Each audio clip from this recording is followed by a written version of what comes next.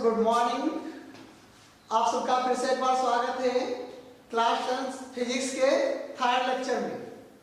आपको आज आगे बताएंगे, लेकिन अब तक हमने 2 लेक्चर में जो सीखा उसका एक छोटा सा रिवीजन भी करेंगे 5 मिनट में। तो रिवीजन करते हैं स्टार्ट। फिर से एक साइड से हम सारे डिफरेंसेस बोलेंगे, जो भी बताया सब बोलेंगे। आप लोग भी रिवाइज करेंगे मेरे साथ में। जैसे फर्स्ट आपको बताया लाइट। What is light? प्रकाश एक प्रकार का विकिरण है जो हमारी आंखों को समझ कर रहे हैं यही। नेक्स्ट, इसके गुण क्या थे? प्रकाश सीधी रेखा में चलता है, प्रकाश का अपवर्तन होता है, परावर्तन होता है, विवर्तन, ध्रुवण, पूर्ण आंतरिक परावर्तन और वर्ण विक्षेपण। और प्रकाश की चाल निर्वात में सबसे अधिक 3×10⁸ मीटर पर सेकंड से होती है। इस प्रकार से हमने जाना। फिर उसके बाद में नेक्स्ट पॉइंट हमने सीखा परावर्तन। तो परावर्तन में किस प्रकार से जाना कि जब कोई प्रकाश किरण किसी चिकने व अपारदर्शी पृष्ठ से टकराती है तो पुनः उसी माध्यम में वापस लौटकर चली जाती है। इस घटना को परावर्तन कहते हैं। इसके 2 नियम होते हैं, आपतित किरण, परावर्तित किरण तथा आपतन बिंदु पर अवलंब, तीनों एक ही तल में। और नेक्स्ट क्या बताया था? आपतन कोण I सदैव परावर्तन कोण R के बराबर होता है। फिर आपको बताया दर्पण। दर्पण मिरर में आपको क्या बताया? यह एक कांच का टुकड़ा होता है, एक तल परावर्तक तथा दूसरा तल कलई वाला। मिरर के 2 पार्ट होते हैं। कौन कौन से? प्लेन और स्फेरिकल। समतल दर्पण और गोलीय दर्पण। समतल दर्पण व दर्पण यह एक कांच की समतल पट्टी होती है जिसका एक तल परावर्तक तथा दूसरा तल कलई वाला। और गोलीय दर्पण या किसी कांच के खोखले गोले का कटा हुआ एक भाग होता है, एक तल परावर्तक तथा दूसरा तल कलई वाला। फिर आपको बताया कि गोलीय दर्पण भी 2 प्रकार के होते हैं। कौन कौन से? उत्तल और अवतल। उत्तल और अवतल कॉन्केव, कॉन्वेक्स। तो कॉन्केव क्या होता है? अवतल क्या होता है कि इसका उभरा हुआ तल कलई वाला और धंसा हुआ तल परावर्तक। और कॉन्वेक्स में क्या बोलेंगे कि उभरा हुआ तल परावर्तक तथा धंसा हुआ तल कलई वाला। फिर हमने कुछ आपको डिफिनेशंस बताए और दर्पण से संबंधित कुछ परिभाषाएं बताएं। किस प्रकार से? एक बार से फिर से जानेंगे। इसको क्या बोलते थे? ओल। और इसको क्या कहते थे? सेंटर ऑफ कर्वेचर, ये सेंटर ऑफ रेडियस, और ये यहां से करते हैं तो प्रिंसिपल एक्सेस। और यहां कहीं पर हमारा इस प्रकार से हमने जाना था फोकल पॉइंट, और ये फोकल डिस्टेंस, और ये रेडियस ऑफ कर्वेचर जिसको हम R से रिप्रेजेंट कर रहे थे और इसको स्मॉल f से रिप्रेजेंट कर रहे थे। आपने यहां तक सीखा था कल। अब आपको बताएंगे आगे। समझ में आ रहा है? बहुत अच्छी बात है, समझते चलो। सिखाने का वादा किया है, सिखा दूंगा। बस साथ में जुड़े रहो। हम जुड़े हैं, आप जुड़े रहो, मेहनत करते रहो, हमारे साथ में करते रहो। ज्यादा आपसे मेहनत भी नहीं लेंगे, आसान से आसान तरीके से आपको समझाते हुए चलेंगे। चलो देखते हैं आज जो बात बताने वाले हैं। प्यारे बच्चों, इन चीजों को हमने जो डिफिनेशंस बताई थी वो कॉन्वेक्स और कॉन्केव दोनों मिरर्स में यूज करके बताया था। किस प्रकार से फाइंड आउट कर लेंगे। और आज जो हम नेक्स्ट पॉइंट पढ़ने वाले हैं एक और इसी का परिभाषा में जोड़ रहे हैं। क्या? फोकस तल।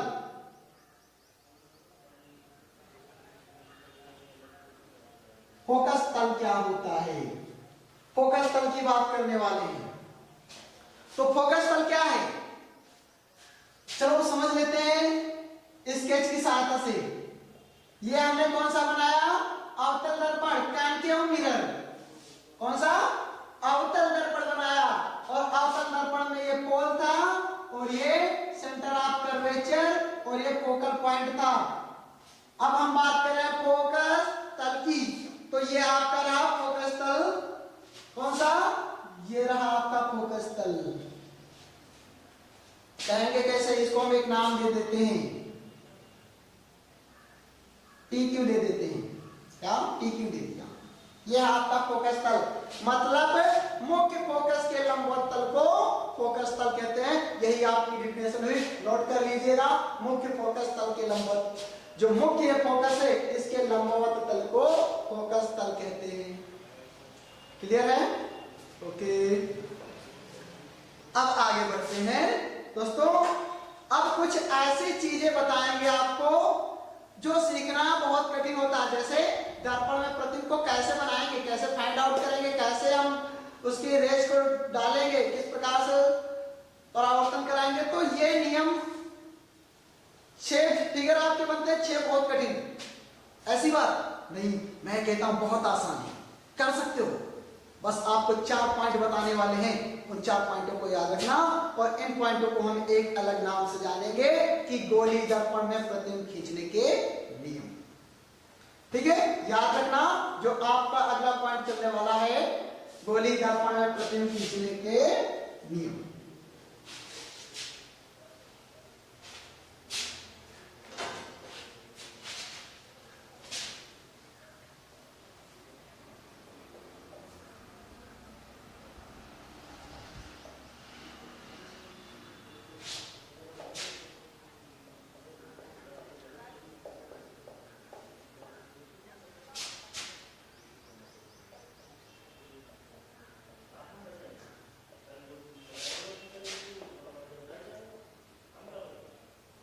चलो, इस नियम को, कौन से नियम है, हाँ ये नियम आए कहां से, एक एक करके समझेंगे। तो आपका पहला जो पॉइंट है, आप लोग याद रखोगे, समझना बात को।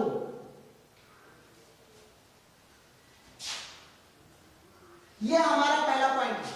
अब आप लोग समझ लो सर, ये पहले 2 तीर बनाए, फिर 3 बनाए, फिर 4 बनाए, कुछ समझ में नहीं। पहला एक हमने तीर सिंगल नहीं बनाया, अर्थात यहां से हमने जो बात आपको कहनी चाहिए वो समझ में आ जाएगी कि प्रतिबिंब बनाने के लिए 2 या 2 से अधिक किरणों की आवश्यकता होती है। एक किरण लेकर के प्रतिबिंब नहीं बना सकते। क्यों? जब तक किरणें प्रतिच्छेद नहीं करेंगी या प्रतिच्छेद करती हुई प्रतीत नहीं होगी। जरा याद करना, इमेज की डेफिनेशन क्या बताई थी? जब किरणें परावर्तन के पश्चात एक दूसरे को प्रतिच्छेदित करती हैं या प्रतिच्छेदित करती हुई प्रतीत होती हैं तो इमेज बनती है। ऑब्जेक्ट की तभी तो इमेज बनाते हैं। तो जब 2 किरणें होंगी, अब ये सिंगल रेज है, ये किससे प्रतिच्छेद करेगी भाई? किससे करेगी? नहीं करेगी ना। अब ये दूसरी रेज आ गई, ये लोग 2 किरणें मिलकर के प्रतिच्छेद कर सकती हैं, 3 किरणें भी मिलकर के एक दूसरे को प्रतिच्छेद कर सकती हैं, सिंगल किरण प्रतिच्छेदित नहीं होगी। तो पहला पॉइंट आप लोग नोट कर लेंगे कि किसी भी प्रतिबिंब को बनाने के लिए कम से कम 2 किरणों की आवश्यकता होती है। 3 किरण से बना सकते हैं, 100% बना सकते हैं, 4 से बना सकते हैं, अनंत किरणों से बना सकते हैं, 1 से नहीं बना सकते। अब बात करते हैं पॉइंट नंबर 2 की।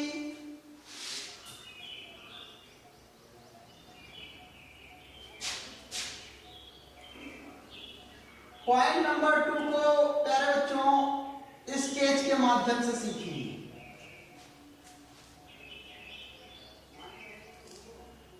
ये क्या था? कोण, ये सेंटर ऑफ कर्वेचर और ये फोकल पॉइंट।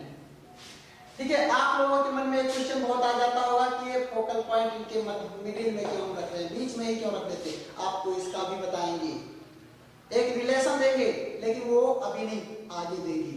पहले यहाँ पर अभी यही समझना है। ठीक है, तो अगर ये रेज क्या है? प्रिंसिपल एक्सिस के पैरेलल है, मुख्य अक्ष के समांतर, तो ये कहां से जाती है? मुख्य अक्ष के किसी एक बिंदु से जाती है जिसे फोकस कहते हैं। ये डेफिनेशन बताई थी मुख्य फोकस की। तो बस यही आपका दूसरा नियम हो गया। अगर प्रकाश किरण मुख्य अक्ष के समांतर होगी तो परावर्तन के पश्चात मुख्य फोकस से जाएगी। हो गया, पहला हो गया। या मुख्य फोकस से आती हुई प्रतीत होगी, इसमें देखो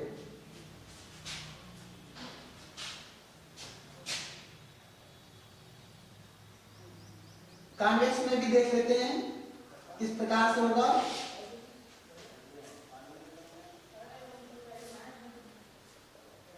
ये आपका पोल, ये सेंटर ऑफ कर्वेचर और ये फोकल पॉइंट। ये प्रिंसिपल एक्सिस के पैरेलल हमारी रेस है।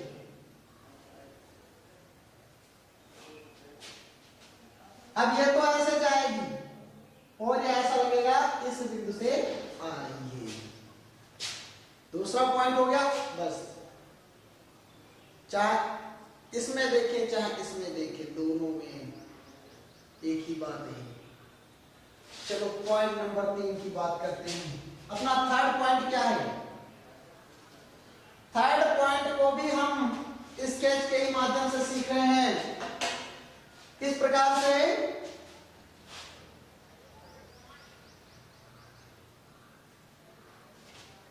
ये हमने एक कॉन्केव मिरर बनाया।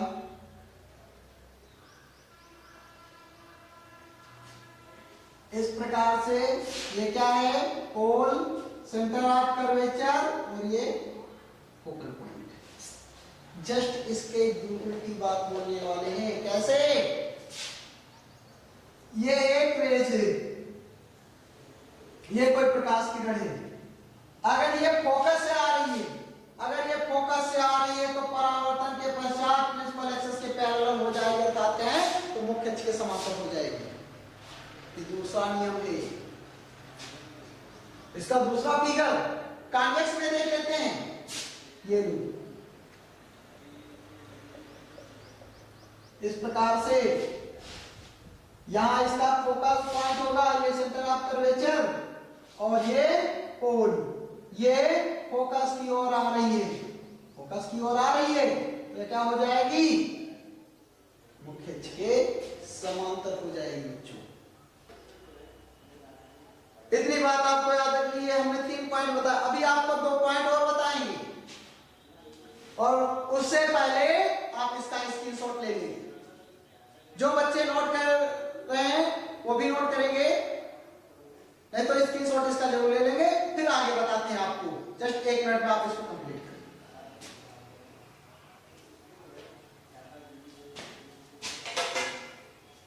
चलो पॉइंट नंबर 4 की बात करेंगे।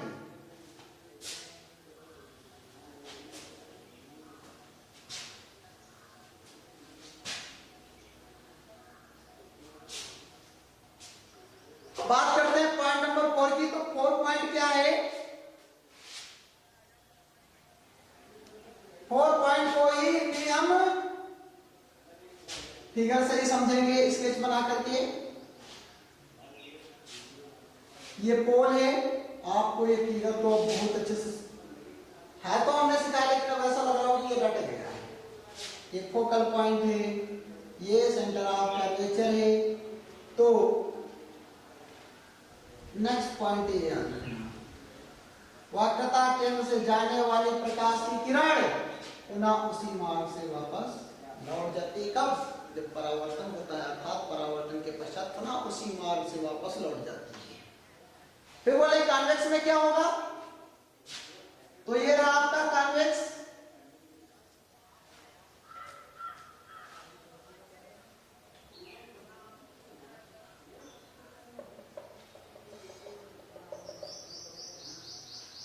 ये सी है, ये एफ है और ये एक रेज जा रही है कहां? इसकी ओर। किसकी ओर? सेंटर ऑफ कर्वेचर की ओर। तो ये दर्पण से परावर्तन के पश्चात पुनः वापस उसी मार्ग पर लौट जाएगी। हो गया पॉइंट नंबर 4। आसान है, बहुत अच्छे से कर सकते हो। क्या बताया कि ये जो रेज है, हमारी किरण है, अगर वो वक्रता केंद्र से आ रही है तो परावर्तन के पश्चात उसी मार्ग पर वापस लौट जाएगी। इस वाले में अगर उसकी ओर आ रही है तो फिर से वापस ही जाएगी और कुछ नहीं होने वाला है। अब बात करते हैं पॉइंट नंबर 5 की। देखते हैं क्या पॉइंट नंबर 5 है। बहुत ही शानदार है और ये आप लोगों को हम बता भी चुके हैं पॉइंट नंबर 5 के बारे में, लेकिन कहां बताया आप लोग सोचना। इन चीजों को आप नोट करते चलेंगे, नहीं तो आप ऐसा भी कर सकते हैं, फिर बात को फिर से वीडियो देख सकते हैं और फिर नोट किया जाए। इस प्रकार से अगर ये तो आपका पोल है, ये फोकल पॉइंट है और ये सेंटर ऑफ कर्वेचर है। अगर प्रकाश की किरण पोल से जाए, ध्रुव से जाए, तो आप परावर्तन के पश्चात, अब यही तो परावर्तन का नियम था, ऐसे लाइन खींच के देख लेते हैं, यही तो था। ऐसे जिस कोण पर आपतित हुई है उसी कोण पर परावर्तित हो जाएगी। ये था नियम नंबर 5। बस 5 नियम उसमें भी कर सकते हैं। चलो भाई देखते हैं, ये आपका बना है कॉन्वेक्स, छोटे में ही समझ लेते हैं। ये है आपका पोल, ये फोकल पॉइंट, ये सेंटर ऑफ कर्वेचर, ये इस प्रकार से आई है और परावर्तित होने के बाद इस प्रकार से निकल जाएगी। ये आपका थीटा, तो ये भी आपका थीटा। ये सब भी बातें हो सकता है किताब में ना हो, लेकिन आपको बता रहे हैं, तो आप लोग इसको अच्छे से समझेंगे। बस ये 5 नियम हैं। इन 5 नियमों की सहायता से हम सभी फिगर ड्रा कर सकते हैं। सब कहीं पर भी वस्तु होगी उसका प्रतिबिंब प्राप्त कर सकते हैं। एक नियम सबके लिए कॉमन होगा कि कम से कम 2 किरणें उठाएंगे और बाकी ये जो आगे के 2, 3, 4, 5 हुए 4 नियम, 4 में से कोई से 2 नियम उठा करके हम फिगर बना लेंगे।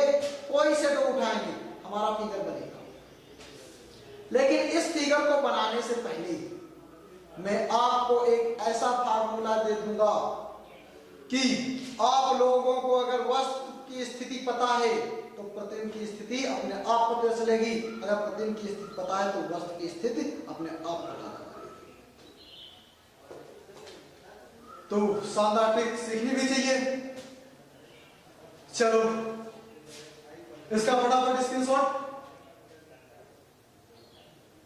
ओके,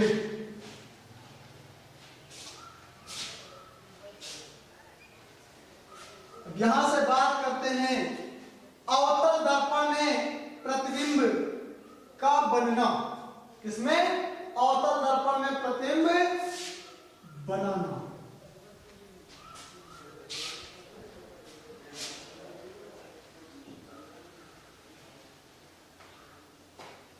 चलो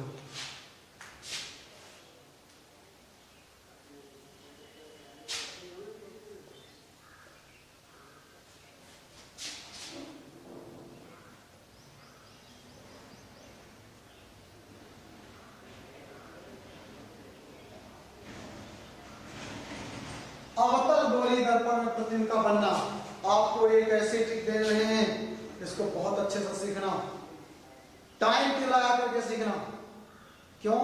क्योंकि ये आपके सभी प्रतिबिंब की और वस्तु की स्थितियों का पता बताएगा। तो समय देना इस पे समय दोगे, हर काम आसान हो जाएगा। ये जितनी भी लाइट है पूरा आसान हो जाएगा, जितना भी अपवर्तन परावर्तन है सब आसान कर देंगे। बस ये नियम याद रखना। ये आपकी प्रिंसिपल एक्सेस होती है, बात को गंभीरता से समझना। ये आपकी प्रिंसिपल एक्सेस है, डार्क बना देते हैं।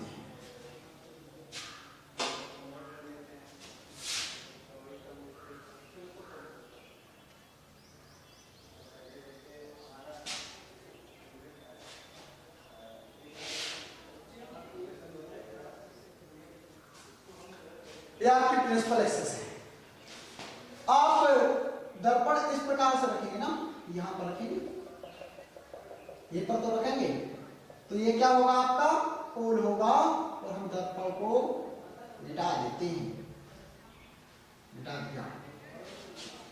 ये यहां कहीं पर आपका फोकल पॉइंट निकल के आता था, ये आपका फोकल पॉइंट है F, और ये आपका सेंटर ऑफ कर्वेचर है, और ये इधर आपका इन्फिनिटी अनंत। ठीक, वस्तु को हम 6 स्थितियों में रख सकते हैं। या तो हम अनंत से देखें, कहां से? अनंत से, अनंत की वस्तु का प्रतिबिंब प्राप्त करें। पॉइंट नंबर 2, या तो हम वक्रता केंद्र और अनंत के बीच में वस्तु या वक्रता केंद्र पर रखी वस्तु का प्रतिबिंब बनाएंगे। हम वक्रता केंद्र पर रखी वस्तु का प्रतिबिंब बनाएंगे। ठीक, या तो फिर हम वक्रता केंद्र और फोकस के मध्य रखी वस्तु का प्रतिबिंब बनाएं।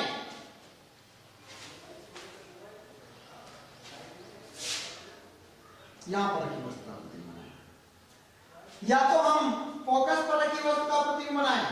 कहां पर रखी? फोकस पर रखी वस्तु का प्रतिबिंब बनाएं, या तो हम ध्रुव और फोकस के मध्य रखी वस्तु का प्रतिबिंब बनाएं।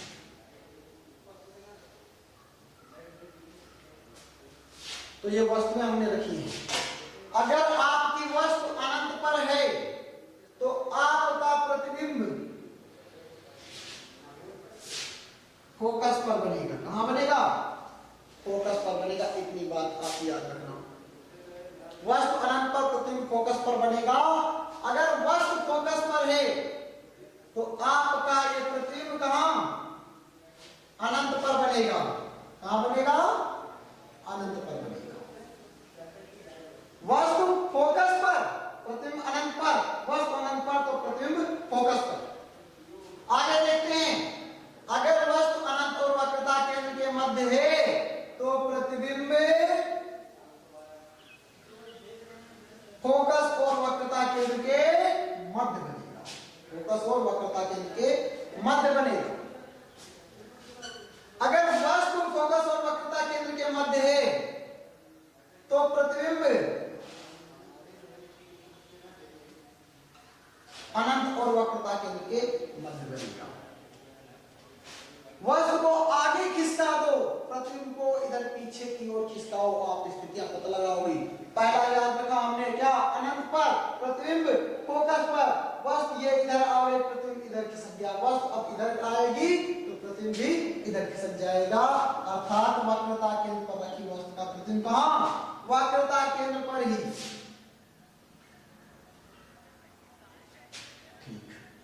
इतनी बात समझ। फिर इसका कहें क्या करेंगे? इसका किससे जोड़ा बनाएंगे? बिल्कुल बनेगा। ये सिंगल है, ये भी सिंगल ही होने वाला है। इसका प्यारे बच्चों प्रतिबिंब दर्पण से पीछे, कहां? बिहाइंड द मिरर, दर्पण के पीछे आभासी बनता है। दर्पण आपका यहां रखा होगा ना, ऐसे दर्पण से पीछे बनेगा जाकर और कैसा? बड़ा बनेगा, आभासी बनेगा। ठीक है, ऐसे डाइजेस्ट कर लेते हैं। आभास क्या मतलब समझिए। फिर इसमें कुछ और बातें आपको जाननी है। ये वाला आपका कैसा है? बराबर है। कैसा बना है? बराबर बना है। बराबर का मतलब जितनी बड़ी वस्तु उतना बड़ा प्रतिबिंब, और ये प्रतिबिंब वस्तु की तुलना में छोटे बने हैं। कैसे बने? छोटा। कैसा बना है? छोटा। वस्तु इतनी बड़ी, प्रतिबिंब इतना बड़ा। वस्तु इतनी बड़ी, प्रतिबिंब इतना बड़ा। छोटा बना। और ये तो कैसे बने? बड़ी। ऐसा बड़ा। और बात करें सबकी तो ये सभी भी सीधे के उल्टे बन गए। सभी उल्टे बन गए तो ये सभी प्रतिबिंब कैसे हैं आपके? उल्टा है। कैसे हैं? उल्टा है। और ये कहां? ये दर्पण के पीछे है।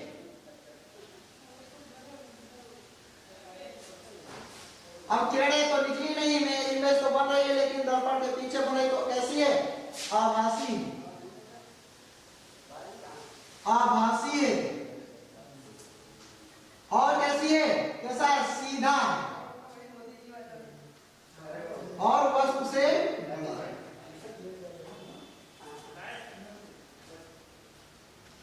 इसकी बात करें, अब देखो ये सीधा है तो आभासी है, और ये उल्टा है तो वास्तविक है।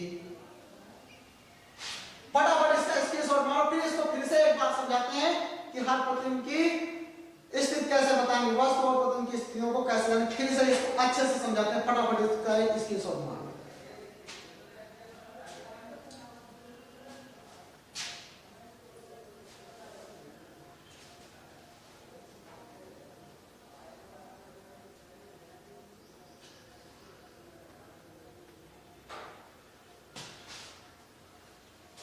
ओके, समझो किस प्रकार, अगर वस्तु अनंत पर है तो प्रतिबिंब फोकस पर छोटा, उल्टा और वास्तविक बनेगा।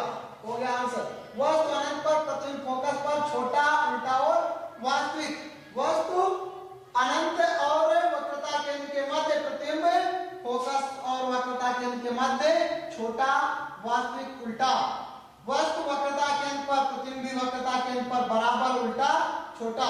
वस्तु वक्रता केंद्र और फोकस के मध्य में प्रतिबिंब अनंत और वक्रता केंद्र के मध्य में बड़ा, उल्टा और छोटा।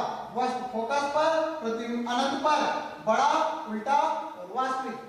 वस्तु फोकस और ध्रुव के मध्य प्रतिबिंब दर्पण के पीछे सीधा, आभासी वस्तु से बड़ा। ये चीज है कि याद रखोगे। अब हम सारे आपको एक एक फिगर खींच के दिखाएंगे। अब आपको ये क्वेश्चन क्लियर हो गए होंगे। क्यों? अब आपसे जब हम भी अनंत पर वस्तु रखेंगे तो आपके दिमाग में तुरंत आंसर आएगा कि इसका प्रतिबिंब सर कहाँ, फोकस पर बनेगा, उल्टा बनेगा, छोटा बनेगा और वास्तविक बनेगा। समझ गए बात? क्यों ये बताया? तो हो सकता है कुछ बुक्स में आ रहा हो या कुछ बुक्स में ये चीजें ना आ रही हो, मैंने आपको समझा दिया। ये मेरा काम था।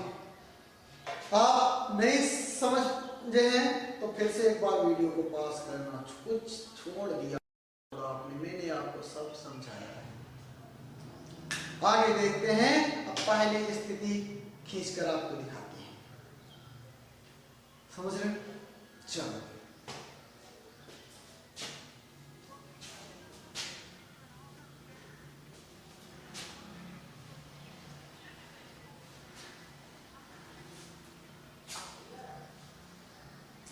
छह स्थितियां बनेंगी इसमें और हम आपको पहली स्थिति ड्रा करके दिखा रहे हैं। नंबर एक, क्वेश्चन नंबर एक क्या है? जब वस्तु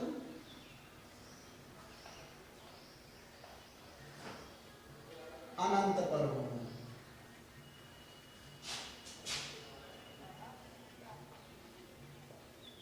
जब वस्तु अनंत पर हो तो प्रतिबिंब की हमें स्थिति का किरण आगे खींचना है।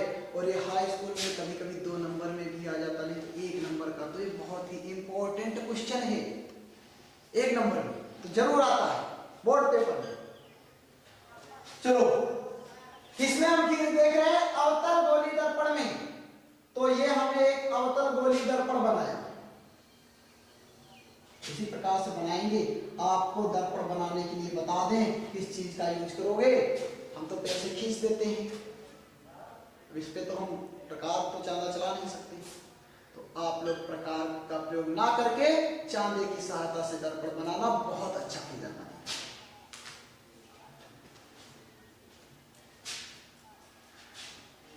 ये आपका पोल था, ये फोकल पॉइंट और ये आपका सेंटर ऑफ कर्वेचर और ये आपका अनंत है। और वस्तु कहाँ रखी है? अनंत पर रखी है। वस्तु कहाँ? अनंत पर रखी है। आपको प्रतिबिंब पहले से पता है कहाँ बनेगा? फोकस पर बनेगा। कहाँ? फोकस पर बनेगा। कैसा? छोटा, वास्तविक, उल्टा, ऐसा बनेगा, पहले से पता है। चलो फिर बनाते हैं। अब एक बात हमको बता दो, इस फिगर को खींचने के लिए नियम नंबर 1 हम जरूर लगाएंगे। कौन सा? सबसे 2 किरणें लेंगे। 3 ले सकते हैं, 4 ले सकते हैं, लेकिन 2 तो लेंगे। नियम नंबर 2, 3, 4, 5 में से कोई से 2 ले लें या चारों ले लें, कोई दिक्कत नहीं, लेकिन पहला नियम तो लेंगे, 2 लेंगे। अब दूसरी बात आप ये बताइए, हमको ये फिगर खींचने से पहले एक क्वेश्चन है आपसे। सूर्य से प्रकाश सबको समान आता है या असमान आता है? भाई अजीब बात है ना, क्वेश्चन अजीब है। सूर्य से प्रकाश सबको समान आता है कि असमान आता है? समान आता है। लेकिन सूर्य का स्रोत तो कुछ इसी इतना ही है ना, गोल है सूर्य। तो इसका इस प्रकार से जैसे यहाँ से प्रकाश आ रहा है तो ऐसे आना चाहिए था, कहीं पर समान कहीं पर असमान, ऐसा आना चाहिए। लेकिन ऐसा ना होकर के क्या आ रहा है? समान आ रहा है। क्यों आ रहा है ये समान? क्योंकि सूर्य की दूरी यहाँ से कैसी है? अनंत है, बहुत दूर है। दूर, अधिक दूरी के कारण ये किरणें कैसी हो गई हैं? परस्पर समांतर हो गई हैं, पता ही नहीं चल पा रहा है। तो अनंत से किरणें इस प्रकार से इस वस्तु से किरणें इस प्रकार से दो किरणें चली आपकी, एक ये चली और एक ये चली, दो किरणें चली और अधिक दूरी के कारण ये किरणें दोनों कैसी हो गई, पर एक दूसरे के समांतर हो गई।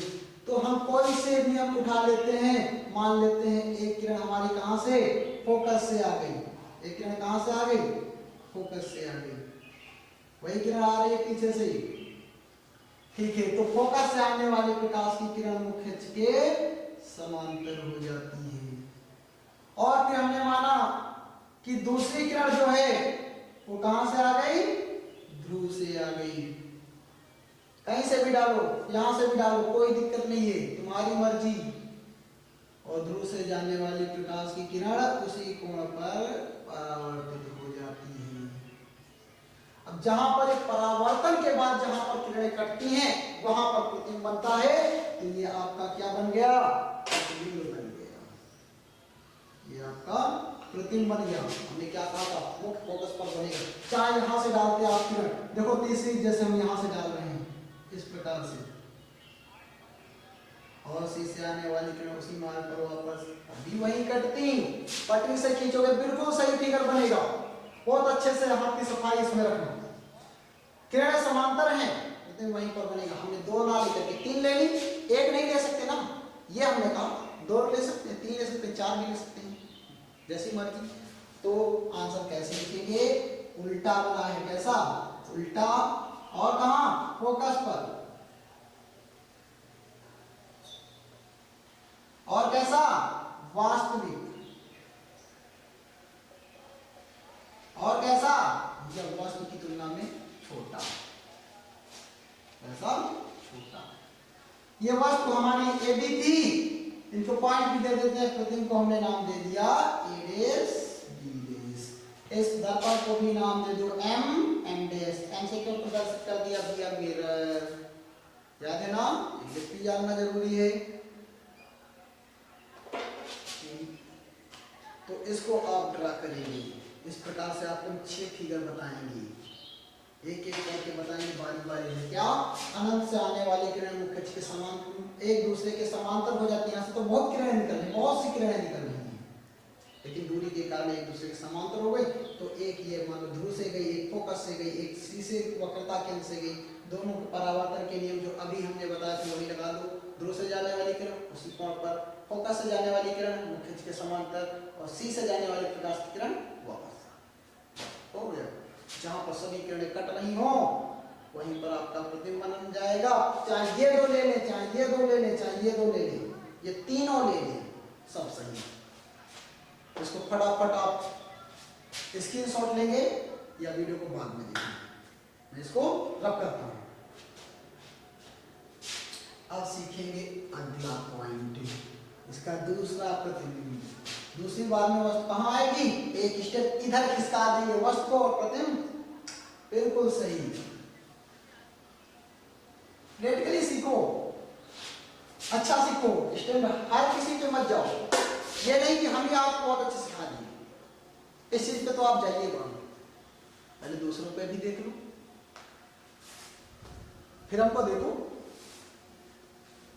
क्या समझ में आया वो करो, रटना है नहीं। हम हमेशा बताते हैं तुमको सिखाएंगे, रटाएंगे नहीं। आप अगर सोचते हैं सर टाइम बहुत लगाते हैं, आप बताते हैं तो बच्चा आपको बता दें, अगर किसी भी चीज को सीखना है तो उसके लिए समय तो आपको देना पड़ेगा। अगर आप समय नहीं देते हैं तो आपको रटाया जा सकता है और कुछ नहीं किया जा सकता है, और आप अगर रट लेते हो तो दूसरे को नहीं बता सकते हो। सीखते हो तो कोई भी क्वेश्चन आ जाएगा आपके सामने, वो आप हल कर दोगे, क्यों, आपने उसके नियम सीखे, उसको रटा नहीं। ये स्केच आपको हम ऐसे बना देते हैं, आप इसकी एक तरीके से स्कैन कर लेते माइंड में, ये हो जाता रटना। हमने आपको एक एक किरण खींच के दिखाई, ये हो गया समझना। आपके माइंड में बातें एकदम सीधे जानी चाहिए। तो कोई भी चीज हो उसको सीखो, ज्यादा अच्छा हमारे हिसाब से, क्योंकि हमारा भी एक्सपीरियंस ही सीखना ज्यादा अच्छा होता है। तो पॉइंट नंबर 2 की बात करें तो पॉइंट नंबर 2 में क्या, वस्तु, जब वस्तु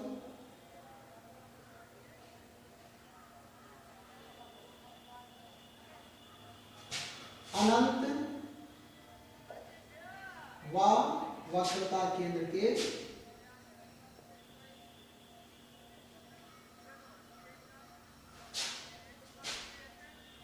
मध्य हो। अब ये आपको प्रतिबिंब बताना है, कहाँ पर बनेगा आपके माइंड में। अगर पहला वाला आपने अच्छे से सीखा है तो आंसर आ गया होगा कि प्रतिबिंब फोकस और वक्रता केंद्र के मध्य उल्टा छोटा वास्तविक बनेगा, बस छोटा बनेगा। तो अब इसको बनाते हैं। कौन सा आप दर्पण बनाएंगे? अवतल दर्पण। अवतल दर्पण में यही सीख रहे हैं। ये इसका पोल, सेंटर ऑफ कर्वेचर और ये फोकल पॉइंट। ये इधर अनंत हो गया। अब वस्तु को रखना कहाँ है? अनंत और वक्रता केंद्र के मध्य में रखना है। ये वस्तु रखिए अनंत और वक्रता केंद्र के मध्य। इसको हम नाम दे देते हैं ए। कोई भी आप पॉइंट दे सकते हो, ओ ओडेस भी दे सकते हो, जैसे कुछ लोगों की बुक में लिखा होता है ओ ओडेस लिखा होता है, दे सकते हो। ऑब्जेक्ट होता है उसको बोलते हैं इसलिए। तो कोई से हम अपने नियम लगाएंगे। पहला नियम हमने लगाया कि प्रकाश किरण प्रिंसिपल एक्सिस के पैरेलल है। जब मुख्य अक्ष के समांतर है तो क्या होता था? मुख्य फोकस से जाती है। ठीक है भाई, मुख्य फोकस से जा रही है। नेक्स्ट पॉइंट हम अपना यूज करेंगे कोई सा, जो आपको 4 नंबर दिए हैं, 4 नंबर में से ही कोई से आप उठा लोगे, सब मिल जाएंगे। क्या? प्रकाश किरण को हम सी से डालेंगे। सी मतलब वक्रता केंद्र से जा रहे तो पुनः उसी मार्ग पर वापस लौट जाएगी और जहां पर ये किरणें मिल रही हैं वहीं पर आपका क्या बन जाएगा? प्रतिबिंब बन जाएगा। ये आपका प्रतिबिंब बन गया। इसको हमने दे दिया ए डेश बी डेश। अब कहें कि इसमें कोई दूसरी किरण भी डाल सकते हैं, बिल्कुल डाल सकते हैं। आप चारों नियम इसमें यूज कर सकते हो। कम से कम हमने बताया ना 2। आप 4 भी तो कर सकते हो, 3 भी कर सकते हो, अनंत भी लगा सकते हो। जो नियम है वो लगा सकते हो। जैसे अगर किरण ध्रुव से जाए तो उसी कोण पर परावर्तित हो जाएगी। देखो वहीं से जा रही है, सही है ना? वहीं से जाएगी। और क्या लगा सकते हैं? अगर हम फोकस से डालें, ये भी तो नियम बताया, फोकस से डालें प्रकाश किरण को फोकस से, तो क्या होगा? मुख्य अक्ष के समांतर हो जाएगी, फिर भी वहीं से प्रतिच्छेद करेगी। तो आप कम से कम 2 किरणें लेंगे, एक किरण से प्रतिबिंब नहीं बनाएंगे। तो अब आपका जो आंसर निकल के आ रहा है छोटा, ये तो बताया था कैसा प्रतिबिंब है, छोटा है वस्तु की तुलना में, और कैसा है? उल्टा है, और कैसा है? वास्तविक है।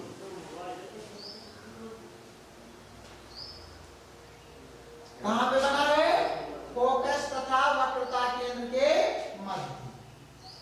फोकस व फोकस की बात करें या कहें हम मुख्य फोकस, दोनों बात एक ही, क्योंकि दर्पण में एक ही फोकस होता है, इसी को हम मुख्य फोकस भी कहते हैं। मुख्य फोकस व वक्रता केंद्र के मध्य। की प्रत्येक धनात्मक संतुलन के 2b के रूप का होता है तथा प्रत्येक धनात्मक संतुलन 2p + 1 के रूप का होता है। इस प्रकार ओके। आपको एक बात फिर से बता दें, हमारी कोई एक ऑब्जेक्ट है जिसको हमने नाम दिया ए बी, कहां पे रखी है? सी और अंत के बीच, वक्रता केंद्र और अंत के बीच। पहले की 4 नियम में से हम कोई से 2 नियम उठा लेंगे या चारों लगा ले, कोई दिक्कत नहीं, 3 लगाओ कोई दिक्कत नहीं। आपकी वहीं पर जहां पर किरणें प्रतिच्छेद होती हैं और वहीं पर हमारा प्रतिबिंब बनता है। यहीं तक रखेंगे। अब देखेंगे इसके आगे हम अगले लेक्चर में। धन्यवाद।